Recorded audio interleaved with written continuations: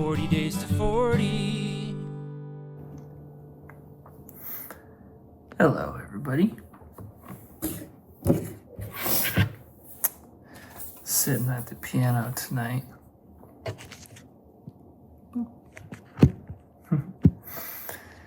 It's pretty late. Everyone's asleep. It's been kind of a rough week and a couple of days. Yesterday was really cool and really good for me and the kids because we went rock climbing, and we love rock climbing. Let's see if I can get this. There we go. Oh, that's better. But it was not a good day for Jen because whatever sickness has been making its way through our kids finally got to Jen. She's not doing good. So it's hitting her pretty hard. So I tried my best today to, handle all the stuff with the kids. But I put the girls to bed, and oh my gosh, it takes forever to put them to bed.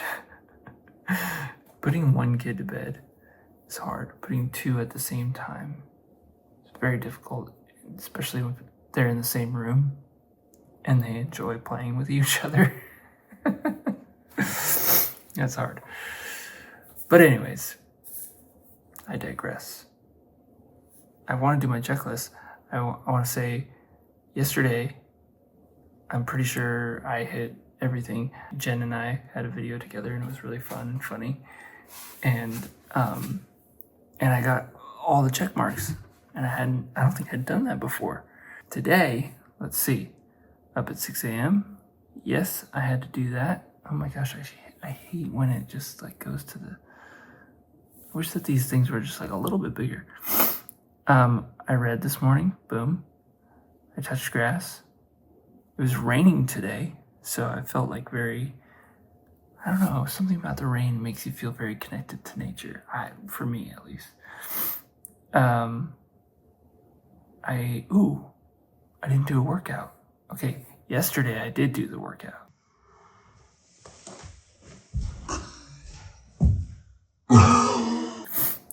I showered today, listened to morning music, played morning music too. Breakfast and coffee, connect with family. Yeah, me and the big kids went to church, and we, hung out with our community and had that connection time this morning. Schoolwork for kids was not relevant. Did some work projects. I work for the church, so I consider that part of my work, but I also worked on work projects. Present and off phone as much as possible. Yeah, I couldn't really be on the phone much today because I was, helping out around the house, helping with Jen, trying to take care of her a little bit, but mostly just letting her rest. Practice music, yes. I made dinner tonight. I made a roast chicken, which I've never done before, and I stuffed the chicken, which I've also never done before. And Jen guided me through it from the couch where she was resting. And she helped a little bit too when I was dealing with some other stuff. But yeah, it was mostly me that made it, and my daughter Jovi chopped all the zucchini and put way too much salt on them, but they were good. It was a good time, actually. All right, read something I enjoy, yes, and I edited video. Right on. Well, I want to talk about one thing. It may not necessarily be relevant for grown-ups, but I think it could be. But it's something that happened with my son today. We're driving home, and we saw somebody that my son knows, and like a kid his age. And so we slowed down, stopped, and after took his seatbelt off, and like he was excited to see this person, and he like pulled himself out of the window and was like, "Hey!" and called the kid's name, and the kid was with some other kids that Hunter also knows, but they were all just kind of like standing around looking at one of their phones, and they're all the same age as him. I'm pretty sure, like I think the same exact age.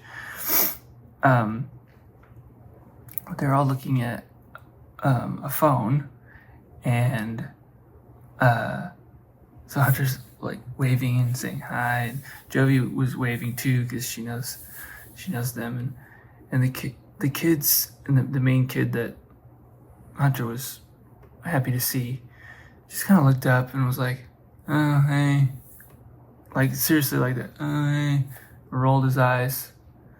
And there's never been any like problem between these kids. I don't know what they played well together, had fun together, you know, and I was just kind of like, whoa, you know. We just drove away. I could tell Hunter was disappointed. He was kind of bummed. And so I said, you know, you're really excited to see him, and he wasn't really excited to see you, and that's a bummer. But one thing I've learned is that you shouldn't really invest a whole lot of time and energy into people who don't want to invest time and energy into you. I said, I know it hurts, but if somebody's not excited to see you, that means that they're not somebody that you need to put a ton of energy into being their friend. That doesn't mean that you're not kind to them. That doesn't mean that you're not, you know, a decent person to them, or that you dislike them, or, you know, maybe one day down the road things might change. Who knows? But because I know that I've had friendships that started as kind of like rivalries or enemies, and they became good friendships later on down the road. And especially when, you know, you're a teenager, which Hunter's getting close to be a teenager. So that's kind of like my word for the night, is that if somebody's not excited to see you, they're not invested in a friendship or a relationship with you, you have permission to just say, okay, that friendship's not for me, that relationship's not for me. Go after the friendships and relationships with the people who are excited to see you, who lights up when they're like, oh my gosh, I'm so excited to see you. Like when I see a friend that I haven't seen for a while, and I can tell that they're like really excited to see me, I'm like, this is a friendship that needs more time and attention. And sometimes it's me that's not putting the time and attention in. So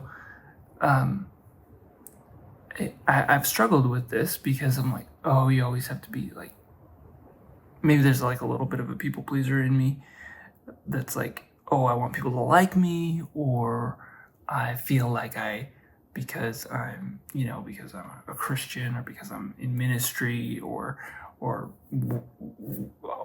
a nice guy, you know, like I should, you know, try to pursue friendships even with people who don't like me. It just never really gets you anywhere, but disappointed. And I even thinking from the standpoint of a Christian myself, a believer in Jesus, I don't think that there's anything wrong with saying, okay, that person doesn't seem excited to be around me, so if I see them, I'll be nice, and I'll talk to them if they want to talk. But I'm not going to pursue that. There's no reason to, because they clearly don't really care. And, you find that out over time, patterns of behavior, and I think that this incident with Hunter. This was kind of like a pattern of behavior, but it was a little bit more overt this time. That I was like, oh, that's kind of like, wow, an eye roll. Okay. And there's nothing against this kid. This kid's like Hunter. Kids have attitudes sometimes. They're not bad kids. Like, I'm not saying that at all. I'm sure, like, Hunter gave me attitude today. So it just might be one of those things like, I have an attitude right now, and I also am like not really interested in hanging out with you. You put those things together over time, and it's like, okay, time to move on. And so I've had to do that before, where it's just like, it's time to move on. It's okay. It's okay. It doesn't mean anyone's bad. It doesn't mean the person that you're deciding not to be friends with is a bad person. It's just, you don't click. Move on. Go find the people that you click with. Spend time with them.